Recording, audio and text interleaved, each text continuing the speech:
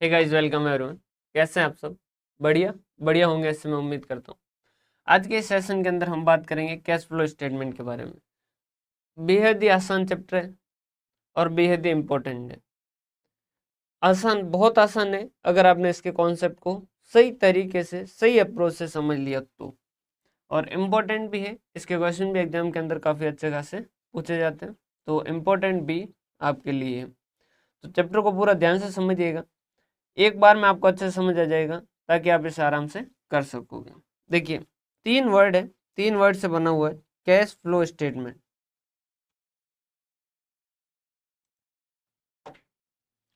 Cash,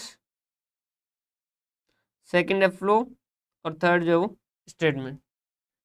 समझिएगा, cash का मतलब क्या है?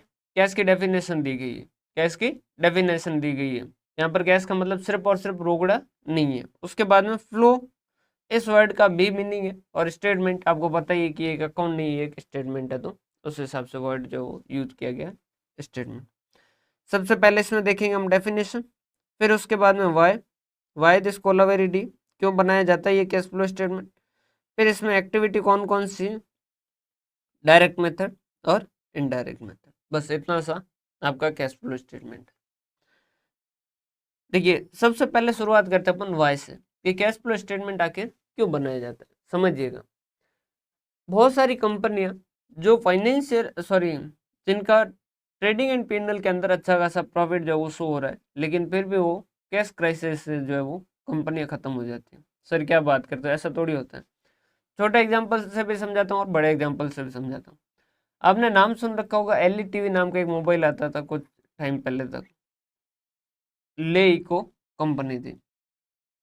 ह्यूज प्रॉफिट था, अच्छा खासा प्रॉफिट कमाया, और उन्होंने उस प्रॉफिट को जोश जोश में क्या किया, बहुत सारी जगह में इन्वेस्ट कर दिया, और उन्होंने जहाँ इन्वेस्ट किया वहां से उनको वापस रिटर्न है जो नहीं मिला। उनकी बुक्स में प्रॉफिट आ गया, प्रॉफिट अच्छा खासा प्रॉफिट था, मतलब नॉर्मल प्रॉफिट भी नहीं, बहुत ह्यूज प्रॉफिट।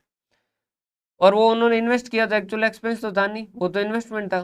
तो प्रॉफिट तो उनकी बुक के अंदर बहुत ज़्यादा शो हो रहा था, लेकिन उन्होंने जहाँ इन्वेस्टमेंट किया इलेक्ट्रिक कारों के अंदर, वो जो है वो उनकी सेल हुई नहीं, और उस वजह से वो क्या हो गए, कैश क्राइसिस के अंदर फंस गए।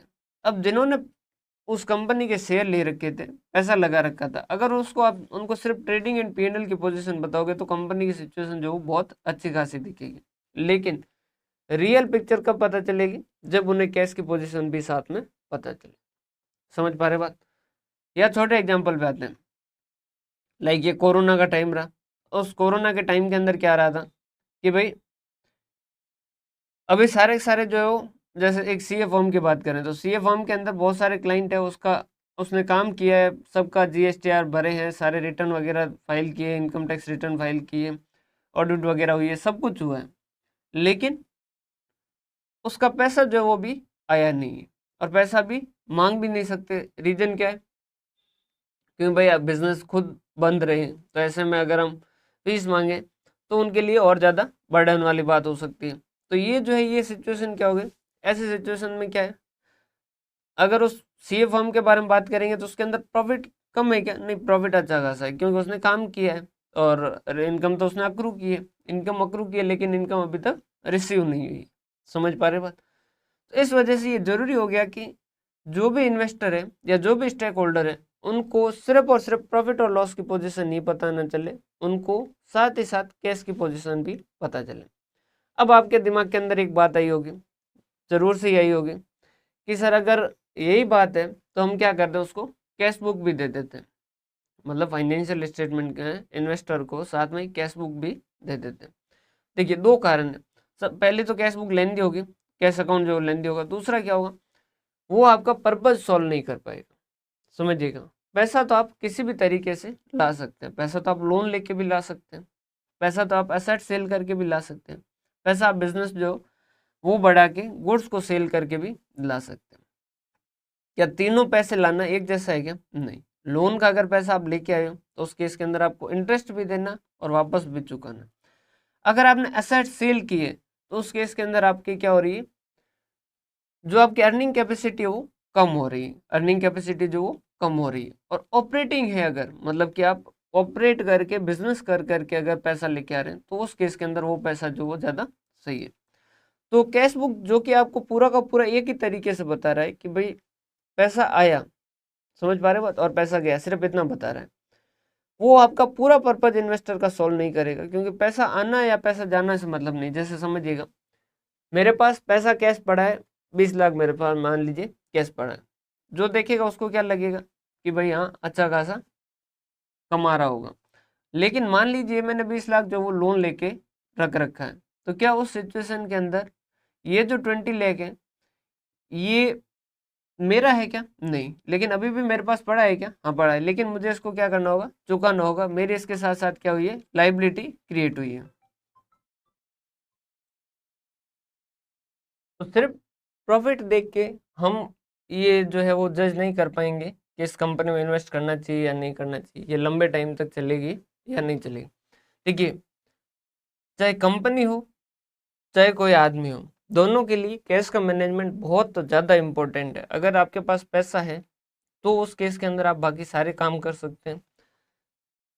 पैसा, देखिए बाकी आपको कोई और कुछ कहे, हो सकता है कोई कहे कि नहीं पैसा कुछ भी नहीं है, लेकिन पैसा कुछ भी नहीं है ये कहने के लिए आपके पास ढेर सारा पैसा होना चाहिए। अगर कोई गरीब आदमी कहेगा कि नहीं पैसा कुछ भी नहीं है, तो उसकी बात का कोई इंपॉर्टेंस नहीं है और ना उसकी कोई बात का कोई महत्व रखेगा। समझ पा रहे बात? माफ कौन कर सकता है? जिसके पास शक्ति हो वो माफ कर सकता है। जिसके पास शक्तियां ही नहीं है वो माफ कर सकता है क्या? नहीं। तो पैसा इंपॉर्टेंट है या नहीं है ये कौन बता सकता है? जिसके पास पैसा हो वो बता सकता है। तो जीवन के अंदर हमेशा ध्यान रखिए, कैश का मैनेजमेंट जितना बेहतर कर सकते हो उतना बेहतर कीजिएगा। जितना कमा सकते हो उतना कमाइएगा, क्योंकि आपको, आप जहां इन्वेस्ट करोगे वो आपके हिसाब से सही इन्वेस्ट करोगे। आप कहीं भी इन्वेस्ट कर सकते हो, आप नेचर के अंदर इन्वेस्ट कर सकते हो, प्रकृति के अंदर इन्वेस्ट कर सकते हो, पौधे लगा सकते हो या कुछ डोनेट कर सकते हो, कुछ भी कर सकते हो, वो आपके ऊपर है। लेकिन आपको पैसा कमाने में बिल्कुल भी कमी नहीं रखनी चाहिए। पैसा अच्छा खासा कमाइए और उसको सही तरीके से इस्तेमाल कीजिए। तो यहाँ तक आपको ये बात समझ आई होगी कि भाई कैश जो है वो एक इम्पोर्टेंट फैक्टर है, बिजनेस रन करेगा आगे या नहीं करेगा इस बात को डिसाइड करने के लिए।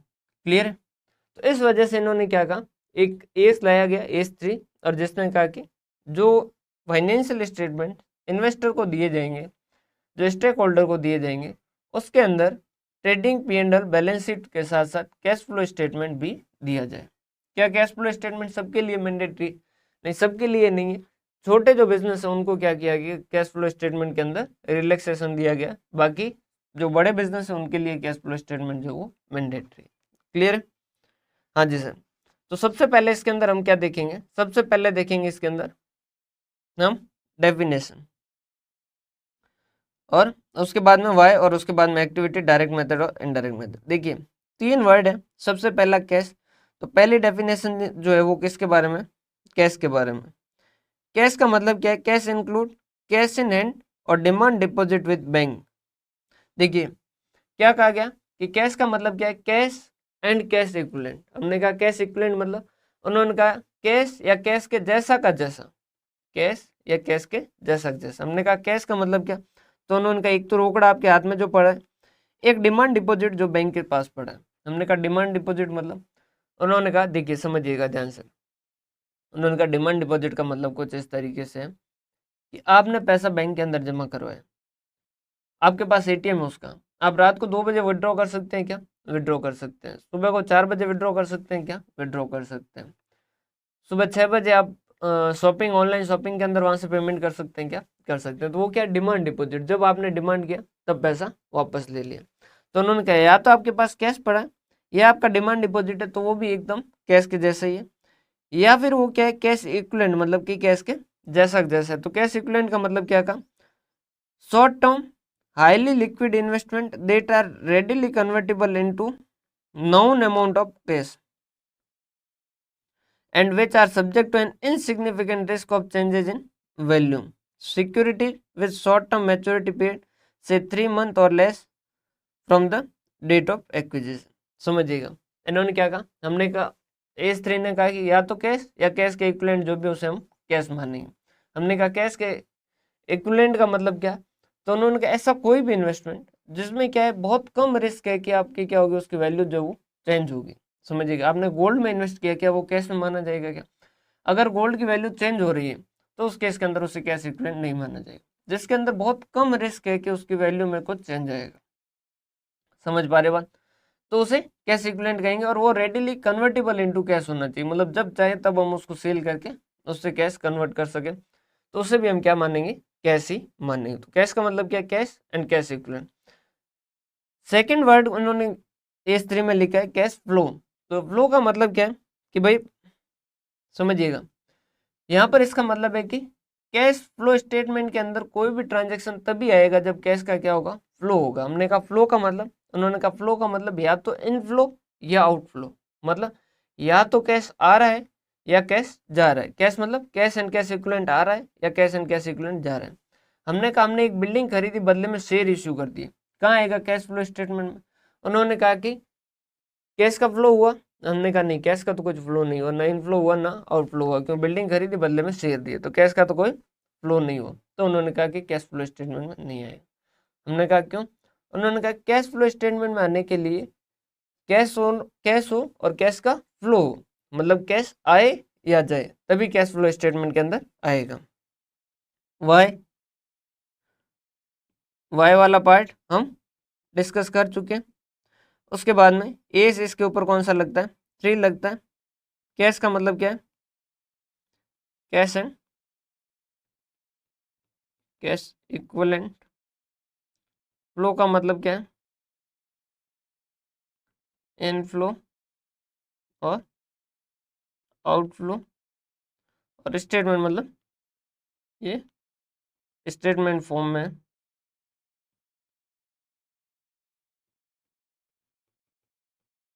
अकाउंट फॉर्म में नहीं। ये तो बहुत आसान सी बात है, स्टेटमेंट वाली तो। अब देखिए, अब समझिएगा, मैं एक छोटा सा एग्जांपल से आपको समझाता हूँ। ये जैसे एक आदमी है जिसने क्या किया, एक शॉप है जो ओपन की, इसने क्या किया, एक शॉप ओपन की। अब इसने पूरे साल बिजनेस किया और लास्ट में आके ये अपनी बीवी को बोला, क्या बोला बीवी को, कि इस साल मैंने 6 लाख रुपए कमाए। बीवी ने कहा कि 6 लाख रुपए अगर कमाए हैं तो 6 लाख रुपए मुझे पकड़ाओ, 6 लाख रुपए मुझे पकड़ाओ। उस केस के अंदर इसने कहा कि तुझे पता नहीं कि अकाउंटिंग जो अक्रूवल बेसिस होता है, तो 6 लाख नहीं, पैसा तो अभी कितना है, 4 लाख है जेब में, 2 लाख अभी आना बाकी है। इसने कहा कि तो फिर आप ये मत कहो 6 लाख कमाए, मैं तो वही कहूंगा जो रोकड़ के हिसाब से, तो रोकड़ा कितना है, 4 लाख, तो 4 लाख के हिसाब से इसने कहा 4 लाख जो वो रिसीव हुआ। अब इसको समझ आ गया कि भाई अल्टीमेटली प्रॉफिट से मतलब नहीं है, बीवी जो है वो कैश से खुश होगी। तो उसने क्या किया, आगे वाले साल फिर बिजनेस किया। इस साल 6 लाख का था,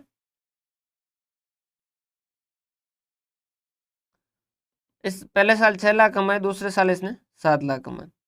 लेकिन लास्ट के अंदर जब इसने जेब में कैलकुलेशन की पैसों की, तो उसको पता चला कि जेब के अंदर पैसा जो है वो कितना है, 4.5 लाख ही। कितना है, 4.5 लाख।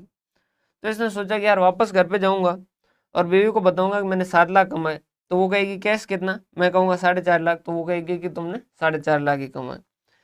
तो इसने क्या किया, लोन लिया, कितने का, 3 लाख का लोन लिया। या फिर यूँ समझिए, और खुश करना चाह रहा था बीवी को, तो इसने क्या कर दिया, 5 लाख का लोन ले लिया। अब ये 5 और 4.5 कितना हो गया, दूसरे साल ये जब घर पे जाएगा तो कितना लेके जाएगा, 5 4 9, 9.5 लाख।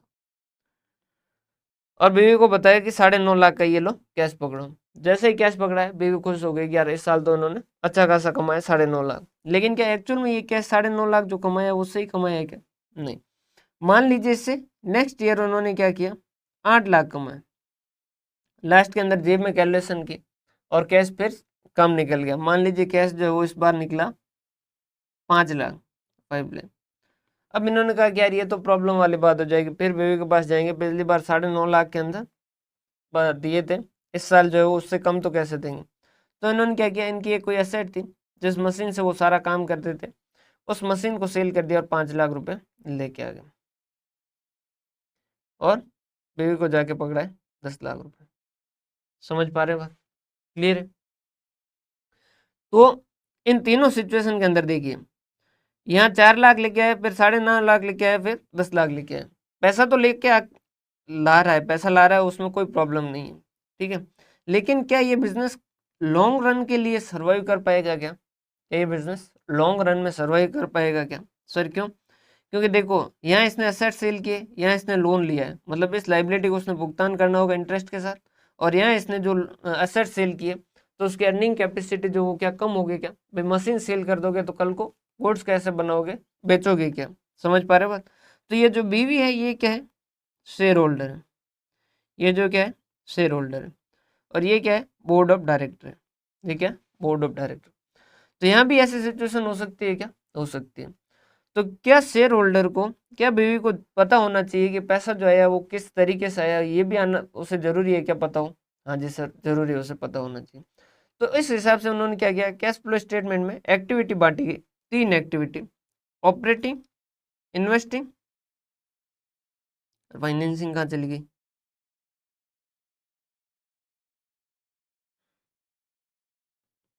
और फाइनेंसिंग। ये 3 एक्टिविटी में डिस्ट्रीब्यूट किया गया।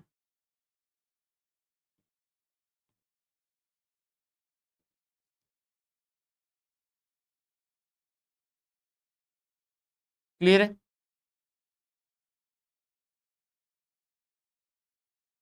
ये 3 एक्टिविटी में इनको बाइफरगेट किया गया: ऑपरेटिंग एक्टिविटी, इन्वेस्टिंग एक्टिविटी और फाइनेंसिंग एक्टिविटी। थोड़ा सा ध्यान समझिए, देखो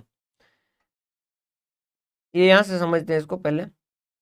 अब हमने कहा कि इन्वेस्टिंग एक्टिविटी कौन सी, तो उन्होंने कहा कि इन्वेस्टिंग एक्टिविटी मतलब जो एसेट से रिलेटेड है।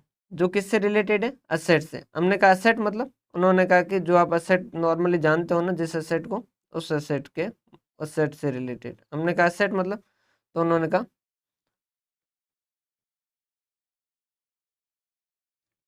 Long term asset. नॉर्मली यहाँ पर कौन सी आएगी? Long term asset.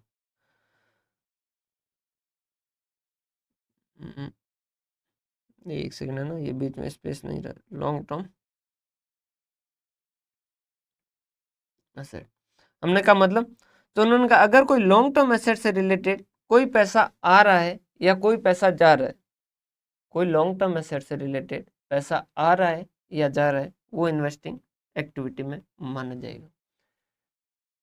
हमने कहा मतलब लॉन्ग टर्म एसेट से रिलेटेड पैसा कब आएगा, कब जाएगा? उन्होंने कहा कि एसेट परचेज करोगे तो पैसा जाएगा, आउटफ्लो। एसेट सेल करोगे तो पैसा आएगा। तो एसेट के सेल करने से जो पैसा आएगा वो किस में लिखा जाएगा? इन्वेस्टिंग एक्टिविटी में। एसेट परचेज करते वक्त जो पैसा जाएगा वो किस में लिखा जाएगा? Investing activity. हमने कहा ठीक है। उन्होंने कहा फिर सुनो, इससे रिलेटेड अगर कोई इनकम और एक्सपेंसेस भी है तो वो भी यहाँ आएंगे। हमने कहा मतलब, उन्होंने कहा जैसे आपने क्या किया, जैसे सपोज आपने क्या किया, आपके पास सरप्लस कैश पड़ा था और आपने क्या किया, वो किसी को उधार दे दिया, एडवांसेज आपके लिए एसेट हो गई। क्लियर है? अब उसके ऊपर क्या हो गया, आपको इंटरेस्ट रिसीव हो रहा है। उसके ऊपर क्या हो रहा है? आपको इंटरेस्ट रिसीव हो रहा है। तो किसी लॉन्ग टर्म एसेट से रिलेटेड अगर कोई इनकम है, कोई एक्सपेंस है, कोई रिसिप्ट वगैरह हो रही है, तो वो भी किस में होगी? इसी इन्वेस्टिंग एक्टिविटी में लिखी जाएगी। आपके पास पैसा था, आप एक्सेस पैसा था, आपने किसी कंपनी के शेयर खरीद लिए और वो जो शेयर खरीदे उससे आपको डिविडेंड मिला। तो जो शेयर खरीदे वो आपके लिए क्या था? एसेट थी, इन्वेस्टिंग था। तो उससे रिलेटेड होने वाली इनकम भी क्या होगी? इन्वेस्टिंग के अंदर आएगी। हमने कहा फिर फाइनेंसिंग के अंदर क्या आएगा? हमने पूछा कि फाइनेंसिंग के अंदर क्या आएगा, तो उन्होंने कहा फाइनेंसिंग के अंदर आएगा लाइबिलिटीज और कैपिटल से रिलेटेड। हमने कहा लाइबिलिटीज कौन सी, तो उन्होंने कहा लॉन्ग टर्म लाइबिलिटीज।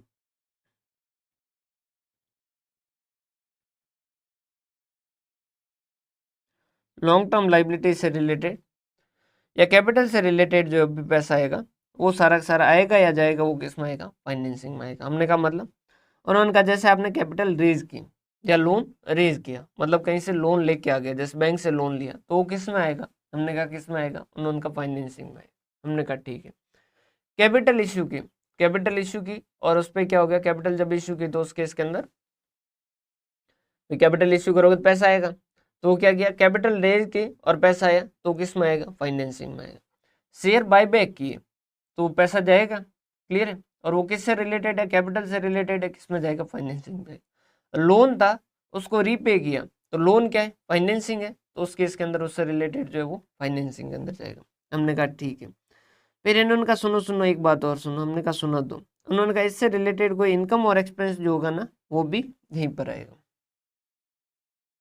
इनसे रिलेटेड अगर कोई इनकम और एक्सपेंस होगा तो वो भी यहाँ आएगा। हमने कहा जैसे, उन्होंने कहा जैसे आपने कैपिटल इश्यू की, उस कैपिटल पे कुछ दोगे क्या, हमने कहा हाँ देंगे सर, जरूर देंगे, क्यों नहीं देंगे। उन्होंने कहा क्या दोगे, हमने कहा हम इसके ऊपर देंगे डिविडेंड, हम इसके ऊपर देंगे डिविडेंड। उन्होंने कहा हाँ बात सही है। तो उन्होंने कहा जो डिविडेंड दोगे वो भी किस में आएगा, फाइनेंसिंग में। लोन लिया उस पर कुछ दोगे, हमने कहा देंगे, कि क्या दोगे, इंटरेस्ट देंगे। तो उन्होंने कहा कि इंटरेस्ट जो दोगे वो भी किस में जाएगा, फाइनेंसिंग। मेन जो सोर्स है उससे रिलेटेड जो इनकम और एक्सपेंस है वो सारे उसी में जाएंगे। क्लियर, क्लियर सर, कोई दिक्कत वाली बात नहीं यहाँ तक। शेयर इश्यू किए, इश्यू करते वक्त फ्लोटिंग चार्जेस लगे, जब शेयर इश्यू करते हैं तो फ्लोटिंग चार्जेस लगते हैं, तो शेयर इश्यू करना किस में आएगा, फाइनेंसिंग में, तो उससे रिलेटेड जो एक्सपेंस है उसका पेमेंट होगा तो वो भी किस में जाएगा, फाइनेंसिंग में जाएगा। ठीक है सर, ये भी अच्छे से समझ आएगा। ये क्या है, ऑपरेटिंग एक्टिविटी। इन्होंने कहा ऑपरेटिंग एक्टिविटी जो वो क्या, core business area, core business area, purchase sale अगर करते हो आप ऑफ गुड्स तो वो यहाँ आएगा। डेटर से पैसा मिला, क्रेडिटर को पेमेंट किया, और उनसे रिलेटेड इनकम है, एक्सपेंस है, और सबसे इम्पोर्टेंट ये जो है बेचारा रेजिडरी एंट्री। रेजिडरी मतलब जो कहीं नहीं आता, जो कहीं नहीं आता वो क्या होगा, यहाँ पर आएगा। क्लियर है। एक कॉन्सेप्ट है जैसे डीडीटी का, अभी हट चुका है। जो डीडीटी का कॉन्सेप्ट है, डिविडेंड डिस्ट्रीब्यूशन टैक्स, देखिए वो टैक्स किससे रिलेटेड है, डिविडेंड से रिलेटेड। डिविडेंड किससे रिलेटेड है, फाइनेंसिंग से रिलेटेड है, तो उससे रिलेटेड जो एक्सपेंस होगा वो भी फाइनेंसिंग के अंदर जाएगा। इनकम टैक्स है, क्या इनकम टैक्स पर्टिकुलरली किसी फाइनेंसिंग एक्टिविटी से रिलेटेड है, नहीं। क्या वो इन्वेस्टिंग से रिलेटेड है, नहीं। क्या वो पर्टिकुलरली ऑपरेटिंग से, थोड़ा बहुत कह सकते हैं, बाकी उससे भी रिलेटेड नहीं है। तो ये जो है इनकम टैक्स कहाँ जाएगा, अगर कोई ऐसा है जिसकी कोई जगह नहीं है, जिसकी कोई जगह नहीं है, बेचारा यहाँ वहाँ भटक रहा है, तो ऐसे भटकते का सारा कौन है, बाबा श्याम, हमारा रेजिडरी एंट्री ऑर्डिनरी एक्टिविटी जो है वो बचेगा। क्लियर, यहाँ तक की बात समझ आई। हाँ जी सर समझ आई। लेकिन सर ये तीन एक्टिविटी में बांटा क्यों, उन्होंने कहा देखो इन्वेस्टिंग के अंदर इनफ्लो ज्यादा है, समझिएगा इन्वेस्टिंग के अंदर इनफ्लो ज्यादा है, इसका मतलब क्या, इन्वेस्टिंग में इनफ्लो कब होगा, एसेट सेल करने पे होगा। तो इन्वेस्टिंग में इनफ्लो ज्यादा है, इसका मतलब क्या है, कंपनी ने एसेट ज्यादा सेल किए। इन्वेस्टिंग में आउटफ्लो ज्यादा है, इसका मतलब क्या है, कि कंपनी ने एसेट ज्यादा परचेज की।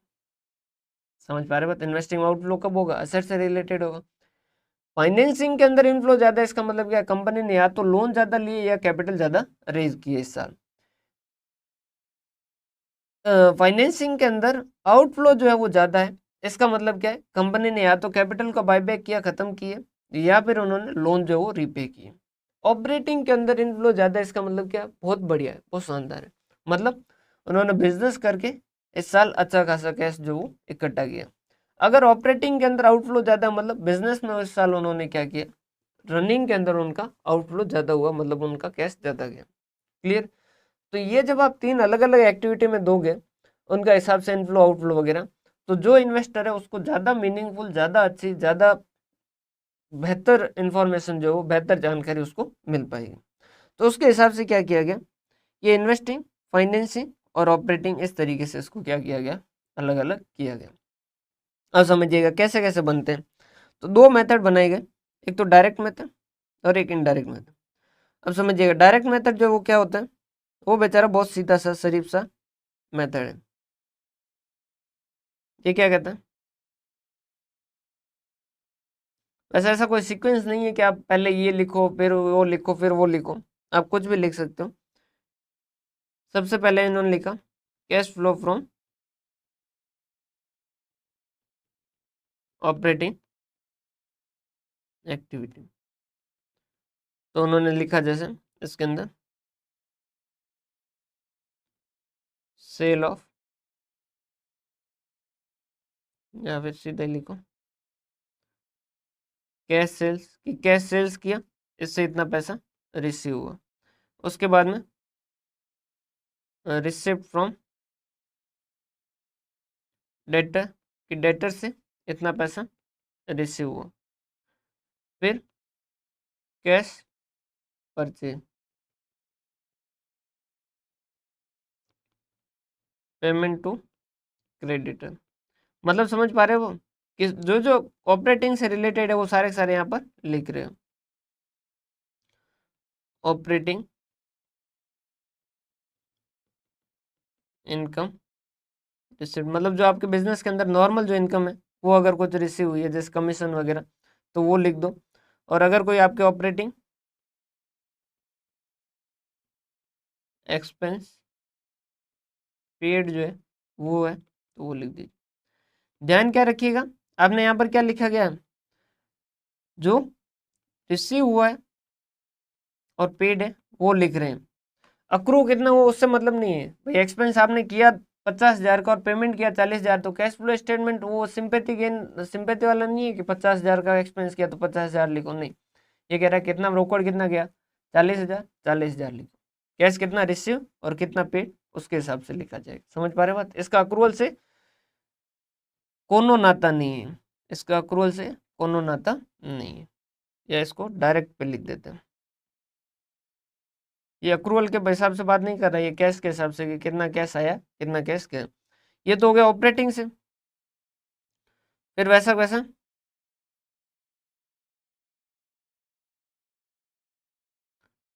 इन्वेस्टिंग से,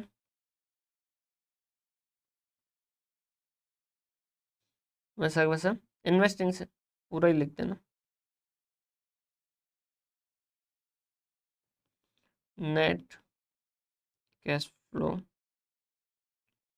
फ्रॉम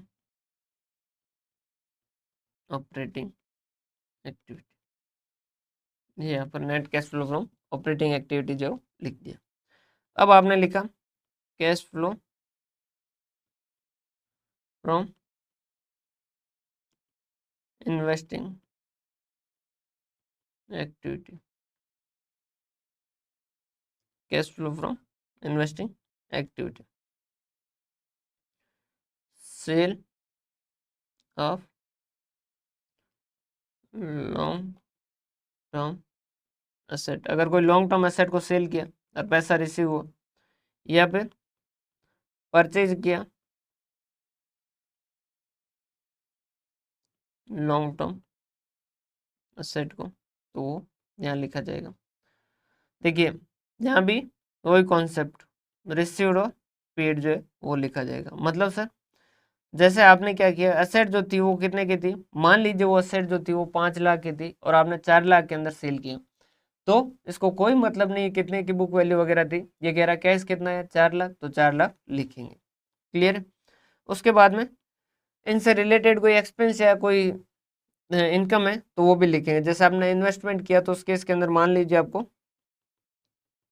कुछ डिविडेंड या कुछ इंटरेस्ट रिसीव हुआ तो वो भी इसके अंदर आएगा। सर डिविडेंड और इंटरेस्ट रिसीव मतलब देखिए आपने कहीं इन्वेस्टमेंट किया, आपकी एसेट हो गई, उससे रिलेटेड कुछ रेवेन्यू रिसीव हुआ, मतलब शेयर में इन्वेस्ट किया तो डिविडेंड रिसीव हो गया, या फिर अगर आपने किसी को उधार दिया तो उसके ऊपर ब्याज मिल गया तो वो किस में आएगा, वो भी उसके साथ ही चलेगा इन्वेस्टिंग के अंदर। क्लियर है। हाँ जी सर। उसके बाद में कैश फ्लो फ्रॉम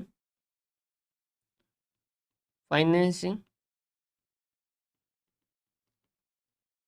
एक second, net cash flow from investing activity. Clear.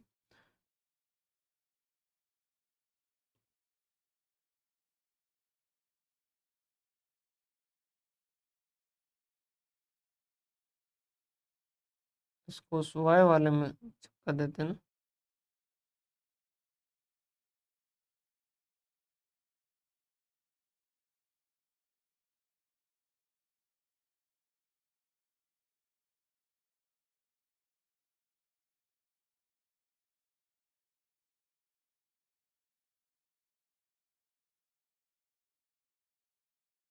Hmm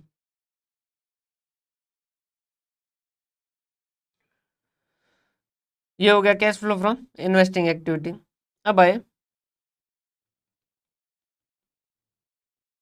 cash flow from financing activity. अब आगे फाइनेंसिंग एक्टिविटी से कैश फ्लो समझिएगा, बहुत ध्यान से समझिएगा। फाइनेंसिंग में क्या किया, जैसे आपने कैपिटल या फिर कैपिटल इश्यूड, कुछ भी हो सकता है आपका, इक्विटी हो सकता है, इक्विटी कैपिटल इश्यूड और प्रेफरेंस इश्यूड। तो क्या होगा, जब कैपिटल इश्यू करोगे तो क्या होगा, कैश इनफ्लो होगा, बाय बैक और रिडम्पशन, तो ये पैसा जाएगा। उसके बाद में बायबैक मतलब इक्विटी शेयर कैपिटल को जब वापस खरीदते हो तो उसे बायबैक कहते हैं, और प्रेफरेंस शेयर या डिबेंचर को जब वापस खत्म करते हो तो उसे रिडम्पशन कहते हैं। उसके बाद में डिबेंचर भी यही आएगा, इक्विटी प्रेफरेंस या डिबेंचर, डिबेंचर भी लिख देते हैं, ये भी यही आएगा सेम वैसा वैसा। या फिर आपने लोन रेज किया तो उस केस के अंदर ये वो यहाँ आ जाएगा, लॉन्ग टर्म लोन जो भी, या फिर repayment of long term loan, तो वो यहाँ आ जाएगा। और लॉन्ग टर्म लोन या कैपिटल से रिलेटेड जो भी एक्सपेंस है या इनकम है वो भी यहाँ आएंगे। मतलब जैसे आपने डिविडेंड पेड, तो ये किससे रिलेटेड है, कैपिटल से रिलेटेड है, तो वो भी यहाँ आ जाएगा डिविडेंड पेड। और उसके अलावा जैसे आपका इंटरेस्ट पेड, तो वो भी यहाँ आ जाएगा।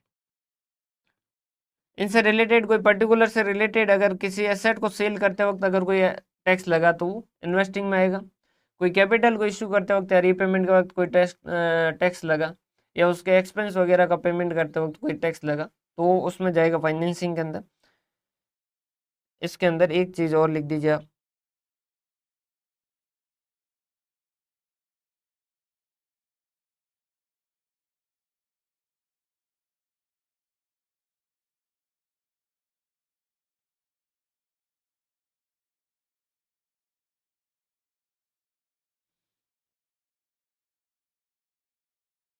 इनकम टैक्स पेड, जो इनकम टैक्स का पेमेंट होगा वो भी यहाँ लिखा जाएगा।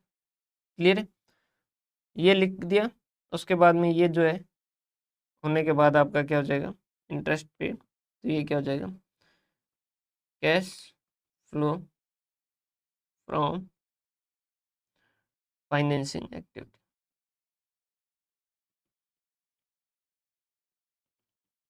Cash flow from financing activity. Is it okay? हाँ जी सर, कोई दिक्कत वाली बात नहीं है, यहाँ तक okay. Cash flow from financing activity, और ये सब करोगे तो आपको क्या हो जाएगा, ये आ जाएगा net cash flow for the period. ये पूरे पीरियड के मिला के इतना कैश फ्लो हुआ, इनफ्लो है या आउटफ्लो, जो भी नेट कुछ भी हो सकता है, पॉजिटिव या नेगेटिव। अगर पॉजिटिव है तो इनफ्लो और नेगेटिव है तो आउटफ्लो। समझ पा रहे बात? देखिए ये हो गया आपका ऑपरेटिंग से, ये हो गया इन्वेस्टिंग से, और ये हो गया फाइनेंसिंग से, और इन सब का टोटल करेंगे तो वो क्या हो जाएगा, net cash flow for the period. इसमें क्या करोगे, ऐड करोगे opening cash and cash equivalent, तो आपका क्या मिल जाएगा, closing cash and cash equivalent. बस इतना सही है। समझ पा रहे हो बात? भाई साल पर के अंदर जैसे मान लो 50,000 है टोटल कैश इनफ्लो हुआ, शुरुआत में आपके पास 20,000 थे, तो लास्ट का बैलेंस कितना हो गया, 50 और 20 70,000। समझ पा रहे हो बात? डायरेक्ट मेथड के अंदर किसी को भी कोई भी प्रॉब्लम कभी भी नहीं आती, बहुत आसानी से हो जाता है, क्योंकि इसके अंदर सीधा डायरेक्ट हेडिंग टू हेडिंग जो वो देखना। क्लियर? अब यहाँ पर देखिएगा इनडायरेक्ट मेथड, ये जो है ये थोड़ा सा कॉम्प्लिकेटेड है, लेकिन एक बार अगर आपने समझ लिया तो उसके बाद में ये बहुत ही आसान हो जाएगा आपके लिए, बहुत ज़्यादा आसान हो जाएगा। क्या बात कर रहे हैं सर? समझा दीजिए, ऐसी बात है तो देखिए इनडायरेक्ट मेथड क्या है सॉरी, ये चलता है आपका trading and P and L से। ये हो गया आपका, थोड़ा सा ध्यान समझिएगा, ये है आपका trading and P and L. ठीक है सर जी, ये हो गया हमारा trading and P and L. ये इन्होंने लिखा to opening stock, to purchase. भाई ये पुराना वाला मेथड से अभी अलाउ नहीं है, लेकिन अपन ये समझने के लिए पुराना वाला मेथड से trading and P and L जो वो बना रहे, by sales, by closing stock to profit. उसके बाद में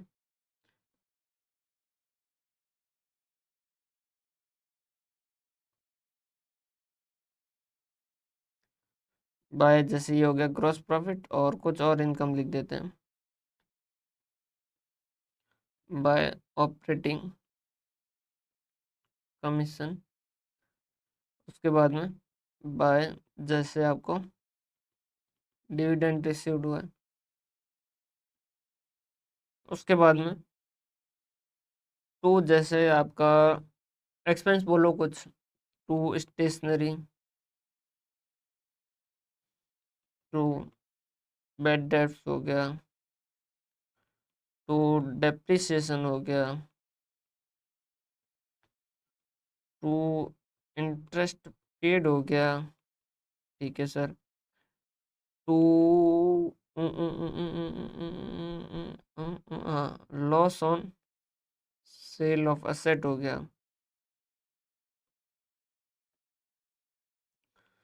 टू प्रोविजन और टैक्स हो गया, और उसके बाद में ये आपका आ गया टू नेट प्रॉफिट। और अगर और आगे जानना चाहोगे तो उस केस के अंदर आप ये भी कर सकते हैं कि पी एंड एल अप्रोप्रिएशन बना दो। तो वो कैसे कि ये हो गया सर बाय नेट प्रॉफिट, इतना नेट प्रॉफिट है हमारा, और इसको हमने ऐसे बांटा, इसमें से टू ये जनरल लेजर में ट्रांसफर किया, ये टू हमने किया कहाँ पे, प्रपोज डिविडेंड, ये हमने प्रपोज कर दिया प्रपोज डिविडेंड, और इस तरीके से आपका पूरा का पूरा बन रहा है। सर कहाँ कैश फ्लो स्टेटमेंट पढ़ा रहे थे, कहाँ ये ट्रेडिंग एंड पी&एल में चले गए। देखो इनडायरेक्ट मेथड क्या कहता है कि हेडिंग वाइज मत चलो, ये क्या कहता है कुछ जुगाड़ बैठाओ, ये क्या कहता है कुछ जुगाड़ बैठाओ, और उस जुगाड़ के हिसाब से आप क्या करो, cash flow from operating activity जो कैलकुलेट करो। Cash flow from operating activity sir मतलब चाहे डायरेक्ट है चाहे इनडायरेक्ट है, इन्वेस्टिंग और फाइनेंसिंग सेम ही बनेंगे, उनके अंदर कोई भी चेंज नहीं आएगा, सिर्फ और सिर्फ ऑपरेटिंग एक्टिविटी का कैश फ्लो जो वो डायरेक्ट के अंदर heading by heading line by line जो कैलकुलेट करते हैं, और इनडायरेक्ट के अंदर एक कुछ जुगाड़ बैठाते हैं। सर क्या जुगाड़ बैठाते हैं देखते हैं। देखो ये जो आपका trading and P and L है, इसके अंदर सपोज यहाँ से अपन नेट प्रॉफिट से शुरू करते हैं, क्लियर है। इस नेट प्रॉफिट के अंदर क्या हुआ है, ये सारी चीजें लेस हुई है, ये सारी चीजें क्या हुई है लेस हुई है, और ये सारी चीजें क्या हुई है ऐड हुई है, क्लियर है। ये यहीं से ले लेते हैं, ये सारी चीजें ऐड हुई है और ये सारी चीजें जो वो लेस हुई है। हाँ सर, ये सारी चीजें लेस हुई है, तब जाके हमें ये टू नेट प्रॉफिट मिले। ठीक है सर, अच्छी बात है, ये तो समझ है। अब इनमें से कुछ चीजें तो लेस होनी चाहिए थी, कुछ चीजें तो लेस होनी चाहिए थी, और कुछ चीजें लेस नहीं होनी चाहिए थी। सर मतलब हमें क्या चाहिए, हमें चाहिए cash flow from operating activity, समझ पा रहे बात। तो जो ऑपरेटिंग से रिलेटेड है वो तो लेस होने चाहिए थे, जो ऑपरेटिंग से रिलेटेड है वो तो लेस होने चाहिए थे, लेकिन trading and P and L ने तो किसी के साथ कोई भी भेदभाव नहीं किया, उसने तो ऑपरेटिंग वाले भी लेस किए ऐड किए, फाइनेंसिंग वाले भी ऐड किए लेस किए, और इन्वेस्टिंग वाले भी ऐड किए लेस किए। अब कोई चीज जो लेस नहीं करनी चाहिए थी और लेस कर दिया, तो उस केस के अंदर आपके पास क्या ऑप्शन रहता है? सर कोई चीज लेस नहीं करनी चाहिए थी और लेस हो गई, तो हमारे पास ऑप्शन ये रहता है कि हम उसे क्या कर दें, वापस ऐड कर दें। हम उसे क्या कर दें, वापस ऐड कर। सर क्या आप बता सकते हैं कौन कौन सी चीजें लेस नहीं होनी चाहिए? देखो, अगर हम शुरुआत से बात करें तो ये प्रोविजन फॉर टैक्स, तो एक बार समझने के लिए समझ लीजिए, इसको हम ऐड करते हैं। क्यों करते हैं? क्योंकि प्रोविजन हमेशा, देखो टैक्स के अंदर वो असेसमेंट ईयर, प्रीवियस ईयर वाला लफड़ा चलता है, तो पेमेंट एडवांस टैक्स के हिसाब से पेमेंट होता है, तो हमेशा पेमेंट अलग होगा और प्रोविजन जो वो अलग बनेगा। प्रोविजन तो इस साल के हिसाब से बनेगा, लेकिन पेमेंट जो अपफ्रंट किया जाता है, तो पहले तो इसको तो एक ऐड करना है। इसको एक बार ध्यान रखिएगा कि इसको एक बार साइड कर देते हैं। देखो, loss on sale of asset, asset को सेल किया और उसके ऊपर कुछ लॉस हुआ, क्या ये लेस होना चाहिए था? क्या नहीं होना चाहिए था? क्यों सर, ये क्यों लेस नहीं होना चाहिए था? देखिए, ये किससे रिलेटेड है? Loss on sale of asset किससे रिलेटेड है? सर ये रिलेटेड है असेट इन्वेस्टिंग, इन्वेस्टिंग से रिलेटेड। क्या लेस होना चाहिए था? क्या नहीं। इंटरेस्ट पेड, इंटरेस्ट पेड किससे रिलेटेड है? किससे रिलेटेड है सर? इंटरेस्ट पेड रिसीव होता है तो इन्वेस्टिंग होता है, क्योंकि रिसीव होता है मतलब हमने कहीं इन्वेस्ट किया, इन्वेस्ट किया तो रिसीव हुआ, रिसीव हुआ तो इन्वेस्टिंग हुआ। पे किया मतलब हमने लोन लिया, लोन लिया मतलब लाइबिलिटी, लाइबिलिटी मतलब कि फाइनेंसिंग। सर ये तो फाइनेंसिंग है, ये तो फाइनेंसिंग है, ये भी लेस नहीं होना चाहिए था। डेप्रिसिएशन, अब देखिएगा ध्यान से समझिएगा, डेप्रिसिएशन ये क्या है? लॉन्ग टर्म एसेट से भी रिलेटेड है, वैसे तो उस हिसाब से तो चलो एक बार इसको छोड़ो, लेकिन डेप्रिसिएशन में क्या कैश का आउटफ्लो होगा? क्या कभी नहीं, कैश का आउटफ्लो कभी भी नहीं होगा। और आपको क्या चाहिए? Cash flow from operating activity. आपको क्या चाहिए? Cash flow from operating activity. तो ये भी क्या हो रखा है? लेस हो रखा है। क्या लेस होना चाहिए था? क्या नहीं होना चाहिए था। उसके बाद में समझिएगा, दो चीजें हटाई आपने, एक तो कौन सी? जो नॉन ऑपरेटिंग है, और एक जो नॉन कैश है। नॉन कैश क्यों हटाई? क्योंकि आपको चाहिए cash flow from operating activity. तो जो नॉन कैश वाले आइटम है उनको भी हटा रहे हैं, और जो नॉन ऑपरेटिंग वाले उनको भी हटा रहे हैं। बेडेट्स सही लेस हुआ है क्या? हाँ, बेडेट्स तो सर बिजनेस से रिलेटेड है, तो उसमें कोई दिक्कत वाली बात नहीं। स्टेशनरी बिजनेस से रिलेटेड है, कोर बिजनेस एरिया के अंदर ही आती है, तो इसमें कोई दिक्कत वाली बात नहीं। Dividend received, sir dividend received मतलब हमने कहीं इन्वेस्ट किया, शेयर खरीदे, वहां से डिविडेंड रिसीव हुआ, तो वो इन्वेस्टिंग। तो सर ये तो इन्वेस्टिंग है, ये तो इन्वेस्टिंग है, तो इन्वेस्टिंग तो क्या ऐड होना चाहिए था? क्या नहीं होना चाहिए था। ऑपरेटिंग कमीशन है, ऑपरेटिंग है तो कोई दिक्कत वाली बात नहीं, और ट्रेडिंग के अंदर तो कोई नॉन ऑपरेटिंग या नॉन कैश आइटम वैसे ही होता ही नहीं है। तो यहाँ पर इन्होंने क्या कहा? इन्होंने कहा देखो, आप क्या करो, सबसे पहले लो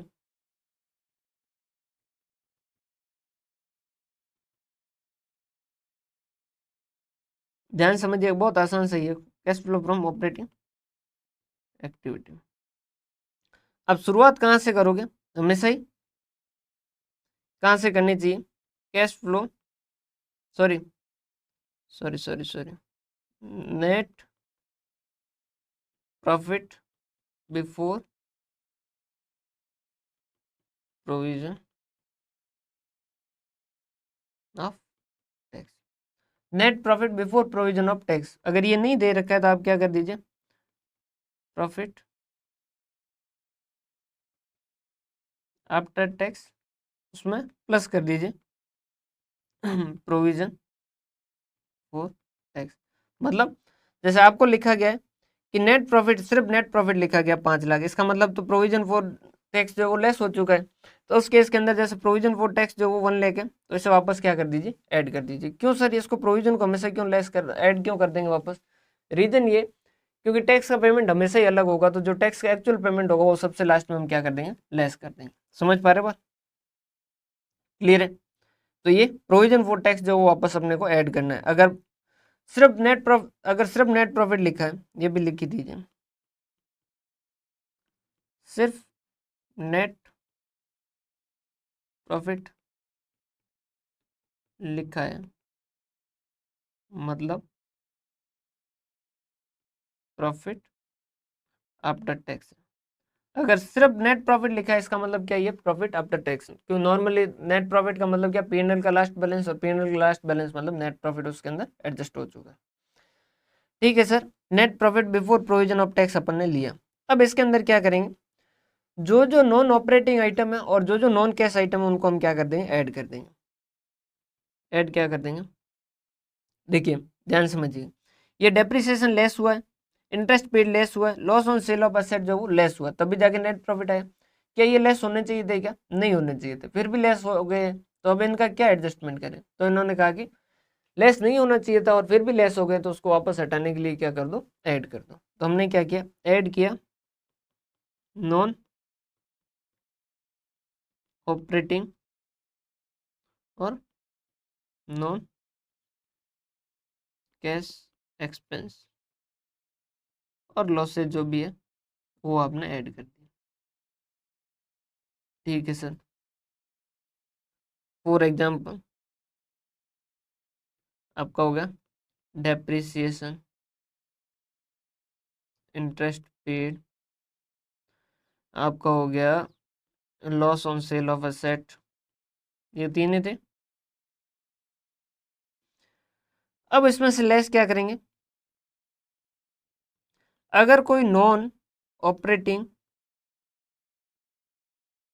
और नॉन कैश इनकम और गेन ऐड हो चुका है तो उसे वापस लेस कर दीजिए। फॉर एग्जाम्पल अपने यहाँ पर एक ही एग्जाम्पल था, कौन सा था? Dividend receive. अब देखिए ये इतना करने से हुआ क्या, इतना करने से क्या हुआ, इतना करने से ये हुआ कि अब आपका जो ये ट्रेडिंग एंड पीएनएल में जो ऐड हो रखे ग्रॉस प्रॉफिट में और जो लेस हो रखे हैं वो सारे के सारे कौन से, वो ऑपरेटिंग आइटम है और वो सारे के सारे कैश आइटम है। उनमें दो चीजें हो गई कि एक तो वो ऑपरेटिंग आइटम है और एक वो कैश आइटम है। लेकिन अब आपके दिमाग के अंदर एक क्वेश्चन, एक दिमाग के अंदर आ रहा होगा, अगर बत्ती जल रही है तो उस केस के अंदर, जैसे सेल लिखा है 4 लाख, तो सर 4 लाख की अगर सेल लिखी है तो क्या जरूरी है कि 4 लाख ही रिसीव हुए होंगे? हो सकता है 4 लाख की जगह 350 ही रिसीव हुए हो, या हो सकता है 420 भी रिसीव हो। हमने कहा क्या बात कर रहे हो, ऐसा क्यों हो सकता है 4 की जगह 350 हो? उन्होंने कहा कि भाई साहब सिर्फ सेल्स जो वो कैश में नहीं होती, क्रेडिट भी होती है। हाँ बात तो सही है, तो ज़्यादा भी हो सकता है कम भी हो सकता है। और तो और सर सुनो सुनो, अभी अभी आप सुनो, ये आपने स्टेशनरी में जैसे यहाँ 10,000 लिखा है, तो जरूरी है क्या कि 10,000 जो है वो 10,000 ही आपने पेमेंट किया हो सकता है कि आपने पेमेंट 12,000 किया हो सकता है 8,000। 12,000 क्यों? प्रीपेड भी तो होते हैं। 8,000 क्यों? आउटस्टैंडिंग भी तो होते हैं, आपने खर्चा कर दिया पेमेंट नहीं किया। बात तो सही है, तो इनका क्या एडजस्टमेंट करें? तो इनका क्या एडजस्टमेंट करें? कुछ भी नहीं है सर, आओ इधर आओ हम समझाते हैं आपको। हाँ जी बताओ। तो इन्होंने कहा जैसे एक बैलेंस देखो आपका कैश के सॉरी सेल्स के अंदर जैसे आपका ज़्यादा या कम होगा, समझिएगा अगर सेल्स के अंदर पैसा ज़्यादा रिसीव होगा या कम रिसीव होगा वो डेटर डिसाइड करेगा, हमने कहा। तो उन्होंने कहा जैसे देखो डेटर का शुरू में लिखा है टू बैलेंस बीडी 50,000 है। अगर इस साल मान लो आपने सेल्स की 3 लाख की और लास्ट का बैलेंस जो वो बाय बैलेंस सीडी आपका अगर 1 लाख है, तो इस केस के मतलब क्या हुआ कि ये कितना हो गया 350 मतलब आपका 2.5 लाख रिसीव हुआ बाय कैश 2.5 लाख। लेकिन यहाँ पर ऐड कितना हो रखा है 3 लाख, यहाँ पर ऐड कितना हो रहा है ये 3 लाख है तो कितना हो गया 3 लाख ऐड, जितने की सेल की उतना रिसीव हो ऐड हो रखा है। तो हमने कहा अब इसका क्या ट्रीटमेंट करें? तो इन्होंने कहा देखो इन बाकी सबको तो छोड़ो, इन बाकी सबको तो छोड़ो, आप सीधा डेटर का बैलेंस देखो। डेटर का बैलेंस शुरू में 50,000 और लास्ट के अंदर 1 लाख है, इसका मतलब क्या हुआ समझे सर आप? नहीं यार मैं नहीं समझा क्या हुआ इसका मतलब। इन्होंने कहा देखो डेटर का बैलेंस शुरू में 50,000 मतलब क्या, आप लोगों से 50,000 रुपये साल के शुरुआत में मांग रहे थे, ईयर एंड पे आप लोगों से 1 लाख रुपए मांग रहे हैं। साल के शुरुआत में 50,000 बैलेंस है, मतलब साल के शुरुआत में आप लोगों से 50,000 रुपये मांग रहे थे, साल के लास्ट में बैलेंस 1 लाख है, मतलब साल के लास्ट में आप लोगों से 1 लाख रुपए मांग रहे हैं। वाह यार सही बात बता रहे। तो उन्होंने कहा कि अगर साल की शुरुआत में 50,000 मांग रहे थे और लास्ट के अंदर 1 लाख मांग रहे हो, इसका मतलब क्या है आपने इस साल 50,000 रुपये उनको दिए होंगे, 50,000 रुपये का आउटफ्लो हुआ होगा। मतलब सर आप किसी से 50,000 मांग रहे थे साल के शुरुआत में, लास्ट में मांग रहे हैं 1 लाख, इसका मतलब क्या इस साल आपने 50,000 रुपये क्या किए होंगे और उधार दिए होंगे। तो यहाँ पर क्या हुआ होगा आउटफ्लो हुआ होगा। तो इन्होंने क्या कहा लेस कर दो increase in operating current asset. अगर कोई ऑपरेटिंग करंट एसेट है मतलब उन्होंने कहा जैसा डेट है वैसा प्रीपेड एक्सपेंस हो गया, उसमें भी अगर है तो ये सेम का सेम ट्रीटमेंट करेंगे। हमने कहा अगर साल के लास्ट के अंदर क्रेडिटर 25,000 हो जाए तो क्या, साल के लास्ट में क्रेडिटर 25,000 हो जाए तो उस केस के अंदर क्या, तो उन्होंने कहा कि 25,000 अगर हो जाते हैं इसका मतलब साल की शुरुआत में आप 50,000 मांग रहे थे लोगों से, एंड में 25,000 मांग रहे हैं, इसका मतलब इस साल 25,000 आपका रिसिप्ट हो गई है, तो उस केस के अंदर क्या कर दोगे, ऐड कर दोगे, आपका इनफ्लो है वो क्या हो जाएगा, डिक्रीज इन करंट